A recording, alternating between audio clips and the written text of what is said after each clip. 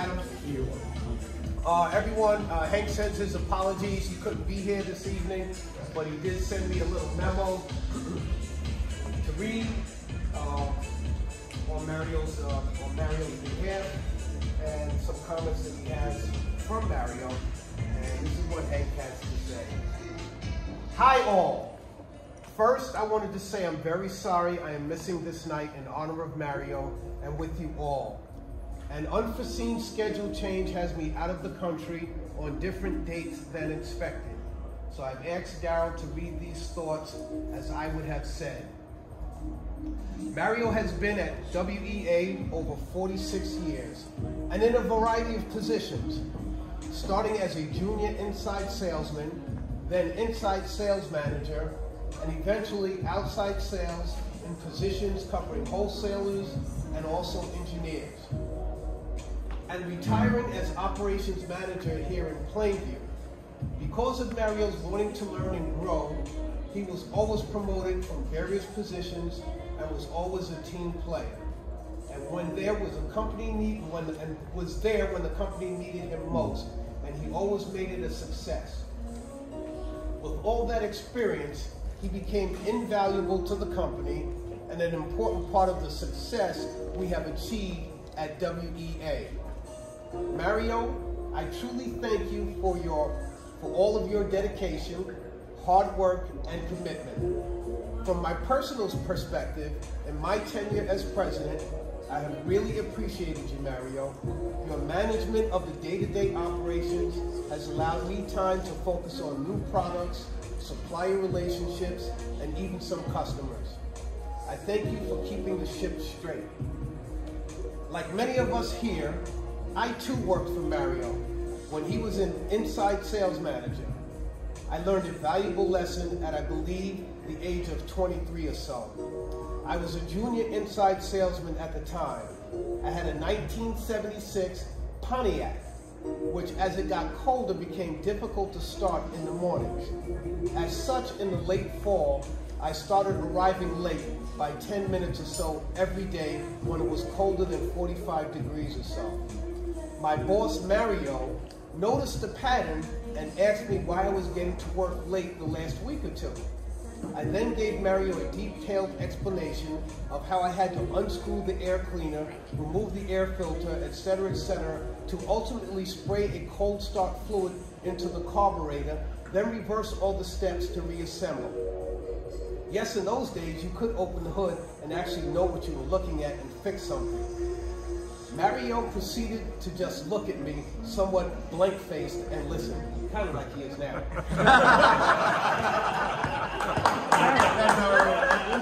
Daryl, I'm old. Little did I know, Mario was an actual real car guy, so my detailed and perhaps slightly exaggerated step-by-step instructions was wasted and seen through very quickly. So after my explanation, Mario patiently jumped in and said, well, you have two choices to make. One, get the car fixed by a real mechanic, or two, wake up 10 minutes earlier than you currently do. Either way, just get your ass here by 9 o'clock ready to work. I tried to think of a rebuttal, but none came to mind. His solution was elegantly simple and undeniable. So I learned a few important lessons that day.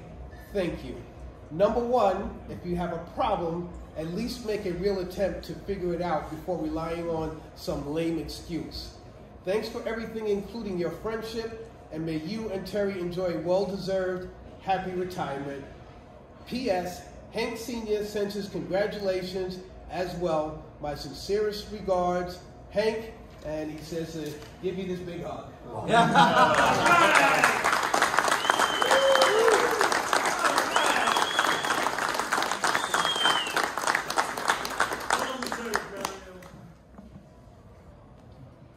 I have a little story to tell too.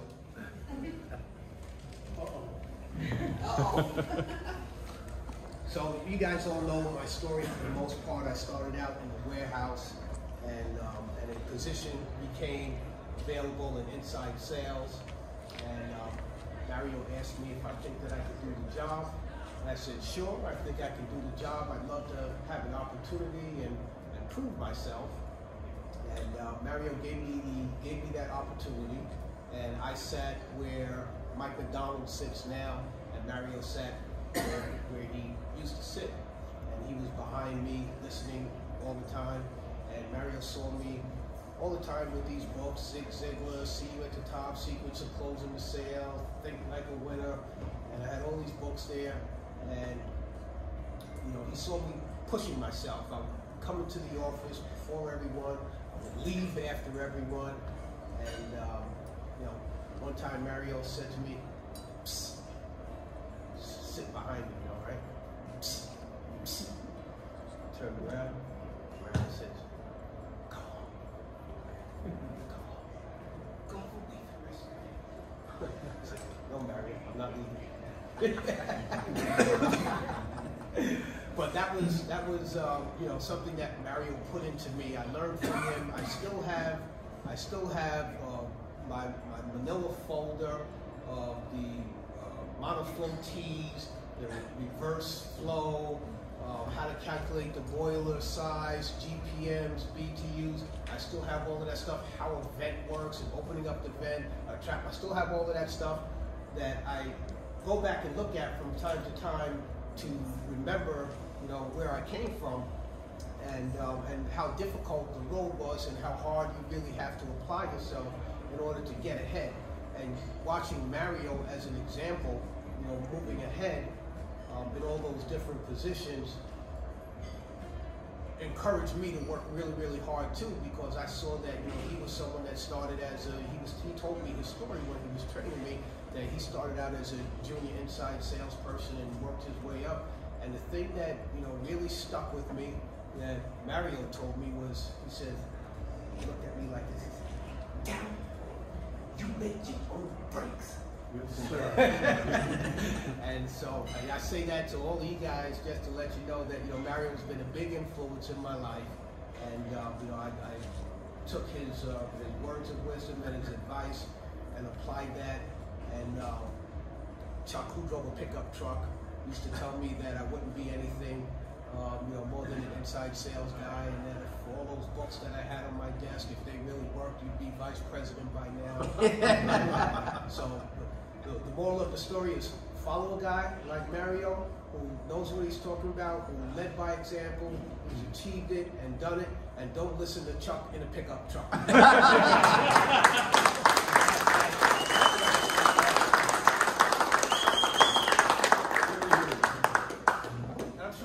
Stories throughout the evening, Mario. Yes.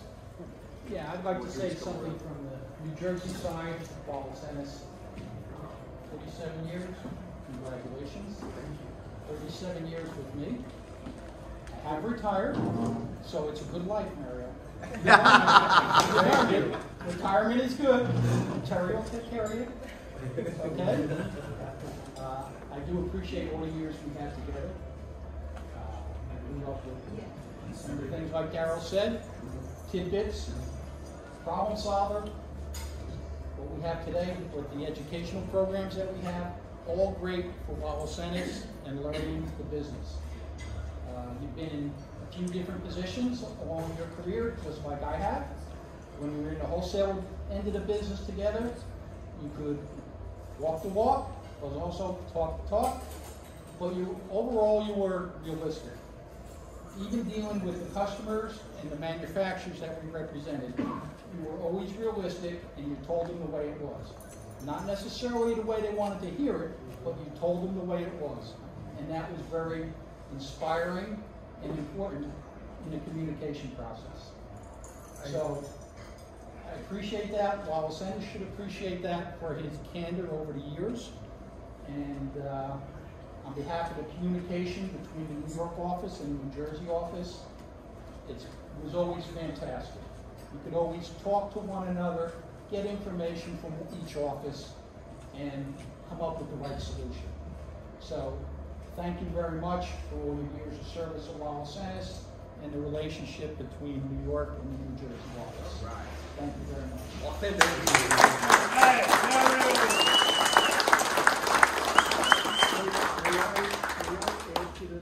Sure you can. It's your night, Mario. I go back another generation. Doc Ennis, George Wallace, Hank Sr. And they helped me.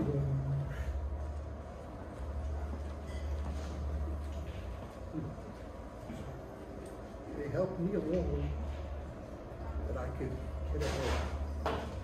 And when I first started with the company, first week, I said, this is military. In this service. And they instilled in me a work ethic and how you carry yourself. That was so important because I didn't have that. And they made sure that this is how you act. If this happens, this is what to do. They gave Holohan like a father. And I considered myself so lucky. And that's why, because he was the Jersey principal. When he used to come and visit us, he would come to every desk in accounting, inside sales, or whatever, and he'd shake your hand. I thought that was a class act. And he'd say, you're all right, you're doing okay. Listen, if you have any questions, you call me. And I'll never forget, in the second week I was there, I got a call from East New York Plumbing Supply. And he said, I need some bearing assemblies. I said, well, okay, how many do you want? He said, how many do you have? I got plenty. He goes, okay. To make a long story short, he took 2,000 bearing assemblies. The Series 100 was the pump. There was no NRFs and this and that. So he got a call from somebody that we don't have any bearing assemblies. So he said, how could that be? So they found out it was me.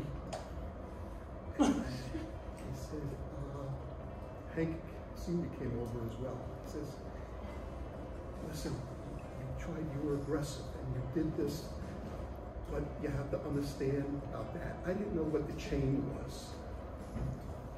And it was just a learning experience. Of course, Hank, in his way, snickered about the whole thing. And Doc said, okay, you'll be all right, you know? Tough guy, but he had a great heart. And this goes across so many people within this company. I'm considering myself lucky. I have more, but we'll talk.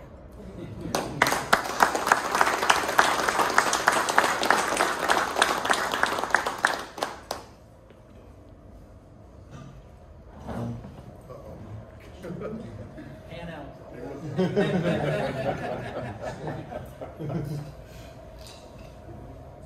Yeah, I got something to say. You know, Mario, when I first came on board, most of the outside sales accounts were your old accounts. Okay, so I would go into place after place, and brand new. And what I can tell you is the welcome at every place with Wallace Eannace was always gracious, always welcoming, because you really set the tone going out there. I can tell you to this day, I still get asked, hey, how's Mario doing? I don't speak to him too much anymore. I still hear guys outside. And I can tell you from outside in the industry, you were always very well respected and very well loved. Thank you. Very good. Very good.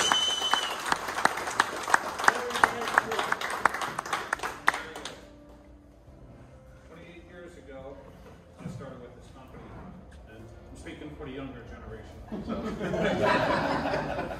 Just kidding. What do you mean by that? 28 years ago, I started with this company. I was a young kid, I was 21, 22. Came into the office, fresh out of college, thought I knew everything. Started the first year, realized I didn't know a damn thing. You used to work outside as an outside salesman. You'd come into the office, you had a million things going on, but you took the time to stop, help me out with what I was working on. You did it with taking your time, very calm demeanor, and you were addressing a million things going on at the time, but you still took the time out to help people that knew they were in trouble, trying to figure stuff out, struggling with it.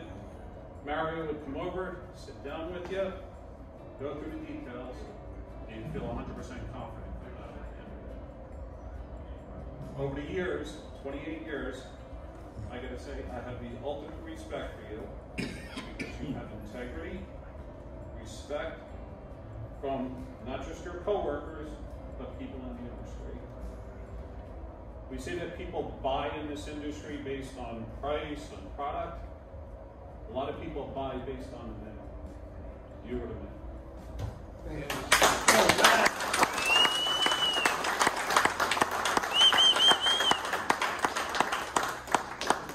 And that is so true.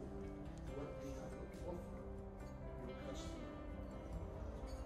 For the most part, you know, we all want the lowest price and this and that. The thing is, the most important part is what you offer them, your technical value.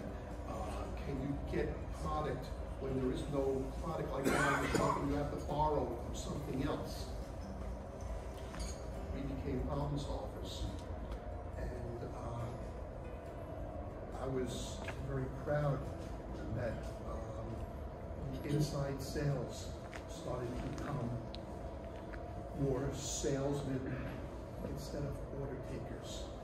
The orders came with it. But the thing is, what you offer your customer is so important. And Steve, thank you. Appreciate it.